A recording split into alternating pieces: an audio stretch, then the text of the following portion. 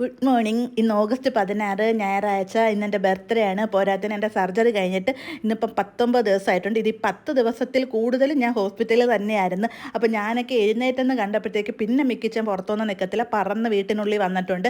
ഇപ്പം താണ്ടെ അഖിലാണ് എൻ്റെ ഡ്യൂട്ടികൾ ഫുള്ളായിട്ട് ഏറ്റെടുത്തിരിക്കുന്നത് കേട്ടോ. രാവിലെയുള്ള ചായ ആയിട്ട് വരുന്നതാണ്. എന്നെയും മക്കളെയൊക്കെ ഇപ്പം ചായ എന്ന് വിളിച്ചുണർത്തുന്നത് തന്നെ അഖിലാണ് കേട്ടോ. അപ്പം ചായയൊക്കെ കുടിച്ചുകൊണ്ടിരുന്നപ്പം തന്നെ ആദ്യം എഴുന്നേറ്റിട്ടുണ്ടായിരുന്നു. പിന്നെ ആദിയുടെ വക ചൂടോടെ തന്നെ ഹാപ്പി ബർത്ത്ഡേ അങ്ങ് കിട്ടിയിട്ടുണ്ട്. അതിനുശേഷം ഇപ്പോൾ അഖിൽ എന്നും രാവിലെ സർജറി കഴിഞ്ഞ് വീട്ടിൽ വന്ന ദിവസം തൊട്ട് രാവിലെ കാണുന്നൊരു കാഴ്ചയാണ് കേട്ടോ. ഇത് കണക്ക് ഏത്തക്കയും മുട്ടയും പുഴുങ്ങി കൊണ്ടുവരും. പക്ഷേ ഞാനത് രാവിലെ എഴുന്നേറ്റ് ബ്രഷൊക്കെ ചെയ്തൊന്ന് ഫ്രഷ് ആയതിനു ശേഷം കേട്ടോ കഴിക്കുന്നത്. അതെല്ലാം കഴിച്ച് ഞാൻ അവിടെ ഇരുന്നപ്പോഴത്തേക്ക് ആദിയുടെ വക സർപ്രൈസ് ആയിട്ട് ബർത്ത്ഡേ ഗിഫ്റ്റ്. ആദിയുടെ മാത്രമല്ല, ആരുവിൻ്റെയും വകയാണ് കേട്ടോ. രണ്ടുപേരും കൂടെ പൈസയൊക്കെ സേവ് ചെയ്ത് വെച്ചിട്ട് ഇന്നലെ തന്നെ അച്ഛനെ കൊണ്ട് വാങ്ങിപ്പിച്ച് ഒളിപ്പിച്ച് വെച്ചേക്കായിരുന്നു കേട്ടോ, ഇന്ന് രാവിലെ സർപ്രൈസ് ആയിട്ട് എടുത്ത് തരാൻ വേണ്ടിയിട്ട്.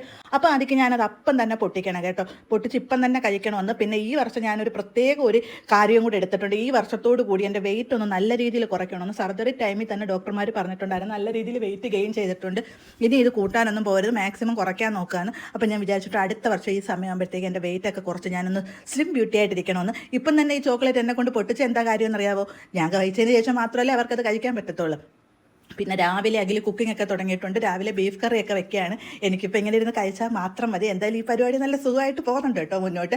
അപ്പോഴത്തേക്ക് അമ്മ രാവിലെ വന്നിട്ടുണ്ടായിരുന്നു കേട്ടോ. എൻ്റെ ബർത്ത്ഡേയും പിന്നെ ഞായറാഴ്ചയും കൂടെ ആണല്ലോ. അതുകൊണ്ട് രാവിലെ വീട്ടിൽ നിന്ന് തന്നെയാണ് അപ്പവും മുട്ട റോസ്റ്റും ഒക്കെ ആയിട്ട് ഉണ്ടാക്കി വീട്ടിൽ വന്നിരിക്കുന്നത്.